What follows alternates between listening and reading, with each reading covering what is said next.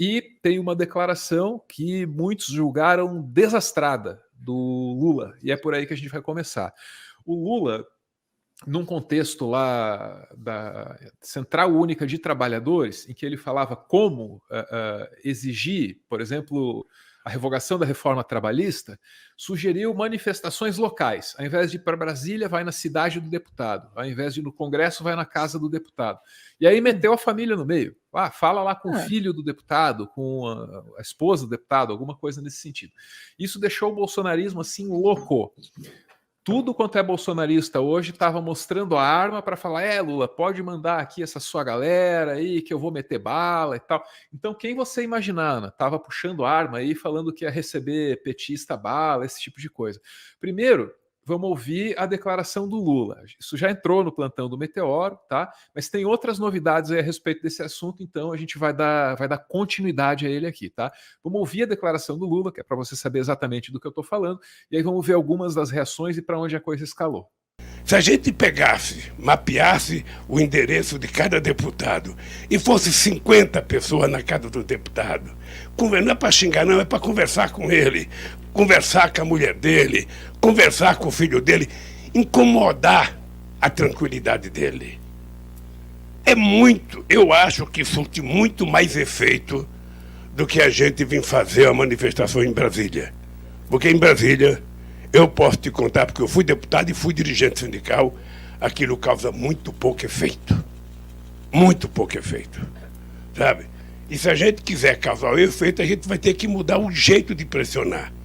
Muito bem, muito bem. Esse foi o Lula na CUT, numa declaração assim que deixou os bolsonaristas, como eu já disse aí, muitíssimo irritados, né?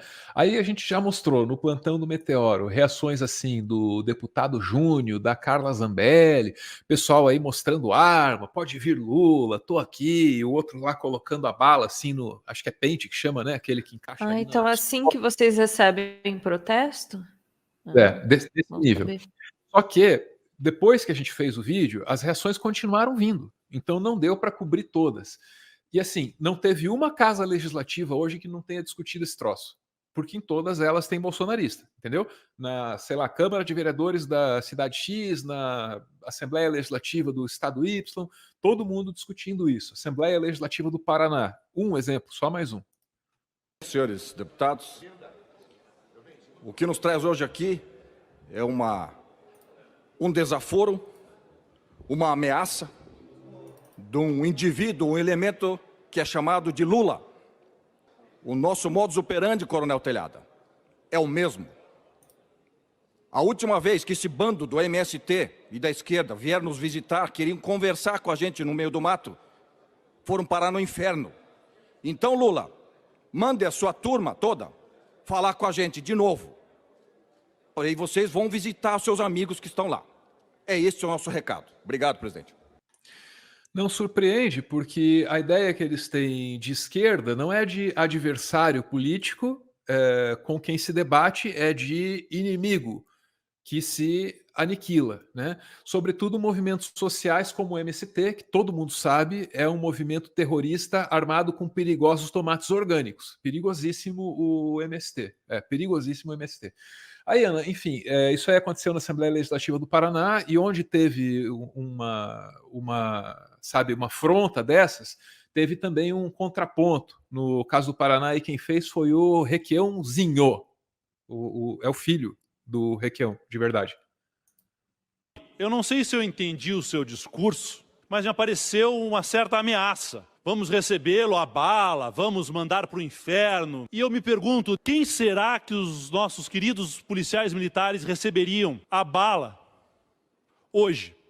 Deputados que votaram contra a perda de direito dos nossos policiais, ou deputados que sistematicamente, se dizendo representantes da classe, votaram pela cobrança dos inativos, votaram pela perda de direitos, votaram pela perda de salário, pelo não pagamento da database? Para quem será que a Polícia Militar e a Polícia Civil abriria as portas com um bom café ou a tiros? Quem os defendeu ou quem votou contra eles sistematicamente?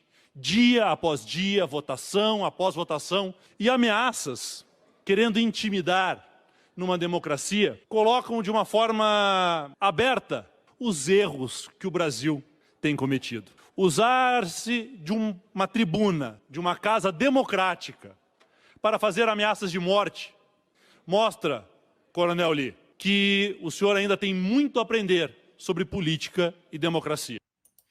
Sagaz, né? Sagaz. Aproveitou para lembrar que o cara vota contra a própria categoria. Tá aí. Ana, de qualquer forma, muitíssimo questionada a declaração do Lula, até mesmo dentro do campo progressista, porque assim, é aquela história, o bolsonarismo está no refrão, me dê motivo, né? Para criar um caos, para poder mostrar uma arma, etc. e tal. E aí é isso, deu motivo. A Gleisi Hoffmann, nesse contexto aí, vai dar uma entrevista para o UOL. E aí acontece o que tem que acontecer. Alguém pergunta, pô, não é um erro fazer isso aí, né?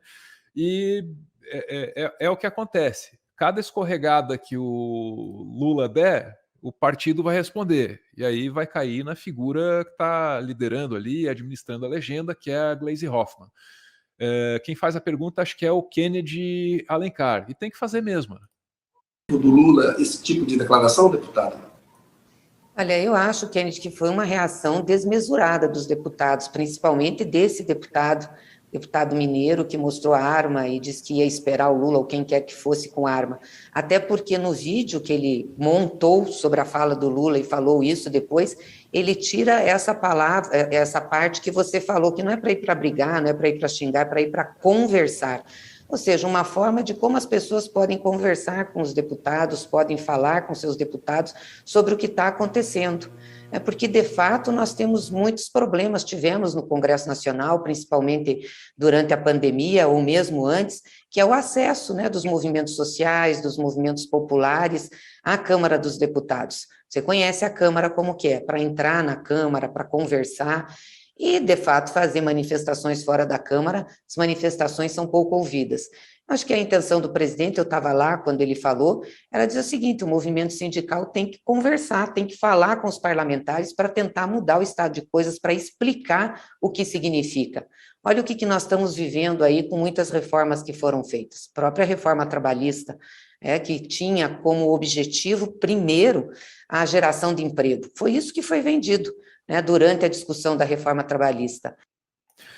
E é isso aí, Ana. Por mais que a Gleisi Hoffmann seja a primeira afetada pela declaração do Lula, ela jamais iria dizer, olha, foi um erro, escorregou ali, usou algumas palavras que não deveria ter usado, tipo, sei lá, filho, esposa, alguma coisa nesse sentido, né? E o Kennedy Alencar também está fazendo o que ele tem que fazer, tem que perguntar, foi um erro? Porque das duas, uma. Ou calculou numa esperança de demonstrar que os caras são violentos mesmo, ou não conseguiu prever os efeitos da própria fala, o que contraria um consenso na política brasileira de que o Lula tem não apenas uma lábia assim muito afiada, mas uma capacidade de prever os efeitos de cada declaração que ele dá. E no período pré-eleitoral tem que tomar muito cuidado mesmo, né? A gente ouviu ali a Gleisi mencionar o deputado que puxou a arma, eu também falei a respeito disso, não estou mostrando ninguém puxando arma aqui, já está nesse vídeo aqui do plantão, entendeu? Para mim deu de arma por hoje, se você quiser ver lá quem fez o que, está nesse vídeo aí, para mim chega de arma. Ana, e aí, consegue concluir alguma coisa a partir disso, assim, ou pode ter sido só uma escorregada mesmo? Olha, é difícil dizer, né, Lula falou de propósito para gerar tal e tal reação, assim, às vezes a gente também, né, a gente faz isso com o Lula, faz isso com o Bolsonaro também, às vezes dá crédito demais para a capacidade de previsão, sabe, das respostas. A vida não é tão simples e tão reta, né, assim. Agora, o que dá para eu dizer é uma ideia, vou dar assim uma ideia super radical, sabe, Álvaro? É uma coisa assim impensável. Não é meio que errado receber qualquer um na bala? Sem dúvida, Ana, também me choca, tenho certeza que choca você também. Não gosto nem de ficar olhando para a arma, né? Mas nas redes bolsonaristas estava uma louvação, assim, nossa, olha o vídeo da Carla Zambelli, falou que vai dar uma pistola na mão da mãe idosa. Nossa, olha o deputado Júnior, estava ali, ó, mostrando a pistola dele, viu o modelo, uau, que legal. Essa era a discussão. E eu lamento profunda e sinceramente que isso tenha tirado o foco do que realmente importava nessa história, que era reforma trabalhista e as nossas chances de recuperar alguns direitos para quem trabalha e move esse país. Esse era o ponto. Esse era o ponto. Sem mobilização social não vai dar certo. Ah, como é que faz mobilização social? E ele diz: não é aqui em Brasília, é enchendo o saco do deputado lá na cidade dele. Ponto. Certo? O resto da discussão a gente já tratou. Agora vamos lá, reforma. Como é que está isso? Assim, a Gleisi Hoffmann, que estava ali no UOL, tendo que lidar com os efeitos da declaração do Lula, teve num jantar com empresários, tá? E aí, claro, tem que falar com os empresários sobre reforma trabalhista, até porque o tom é esse aí, da intermediação, da interlocução, e é isso com o Lula desde do sindicato lá. Ah, vamos botar patrão e empregado para conversar, vamos fazer dar certo, é conciliação, etc. e tal. E aí, olha para a Folha de São Paulo noticiando esse encontro da Gleisi com os empresários. Eu quero agradecer o Robzinho, que chamou atenção para um trecho assim especialíssimo dessa reportagem da Folha. Olha isso. Olha com que tipo de mentalidade a gente está lidando. E por que é tão importante falar de reforma trabalhista? Ana, ó que doideira. Ó que doideira isso aí. Gleisi acena para o mercado e Lula chama elite de escravista. Quando um dos participantes disse que a relação entre empregador e empregado nem deveria ser regulamentada em lei, Gleisi argumentou que a reforma trabalhista foi apresentada como uma solução contra o desemprego, mas não foi boa nem para o Brasil, nem para o trabalhador. Bom, quero descartar o óbvio, tá? Elite é chamada de escravista, a reforma não solucionou o desemprego, não foi boa para o Brasil, não foi boa para o trabalhador. Descarta o óbvio, fica com o que está marcado ali. Ó. Um dos participantes disse que a relação entre empregador e empregado nem deveria ser regulamentada em lei. Tipo, não, os caras não querem nem lei áurea, entendeu? Cara. Olha o ponto de partida, olha com o que a gente está lidando, saca? E aí o foco sai disso para, mandaram ir lá na casa do deputado, hein? E essa, ao meu ver, é a verdadeira tragédia, o verdadeiro prejuízo aí nessa história toda. Porque, assim, no Brasil as relações trabalhistas são mesmo muito complicadas. Saca só isso aqui, também apareceu para mim hoje. Olha lá, processo seletivo, designer gráfico, sei lá de onde. Olha isso, olha isso. O cara já passou por várias fases do teste, aí para ser aprovado ele tem que trabalhar fazendo divulgação de show de festa e vídeo de show, entendeu? 2 artes e um vídeo. Então assim, para poder ser pago, primeiro ele tem que trabalhar de graça. Não, volta lá o texto, volta. É isso que é exatamente isso que esse discurso, nem deveria regulamentar, quer, né? Você quer explorar as pessoas e você não quer que elas tenham qualquer direito de reclamar. Olha isso. Aqui gostamos de trabalhar com pressão, agilidade, criatividade e proatividade. Se você pretende conquistar essa vaga, já está perdendo tempo. Corra e coloque sua cabeça para pensar e criar. Vamos ver o que você tem para nos mostrar para além do currículo bonitinho. E não nos faça nenhuma pergunta. Cara, Esse além de final aí tudo, matou, hein? não, além de tudo é burro, Esse final porque não matou. tem sequer um briefing para fazer a peça, não tem informação nenhuma para fazer as peças e não pode fazer nenhuma pergunta. Se é assim trabalhar nessa agência aí, não, obrigada. Sério, gente. Melhor não. Pois é. Se é assim na por essas seleção, e tu outras. imagina como é que é lá dentro. É por essas e outras, doutora Ana, que a discussão das relações trabalhistas precisa ser uma prioridade para 2022. Absolutamente. Se deixar essa turma escolher a pauta sozinha, vai ser pânico moral, entendeu? Vai ser mamadeira de piroca. Por pânico moral, quero dizer isso. Vai ser mamadeira de piroca, vai ser vão matar nossas crianças, vocês sabem, kit gay, entendeu? E, enquanto isso, o trabalhador brasileiro está exposto a essas condições terríveis, né? O cara quer trabalhar na agência, e antes de ser remunerado, ele tem que trabalhar uma semana inteira de graça, fazendo um vídeo, 2 artes e sei lá mais o que.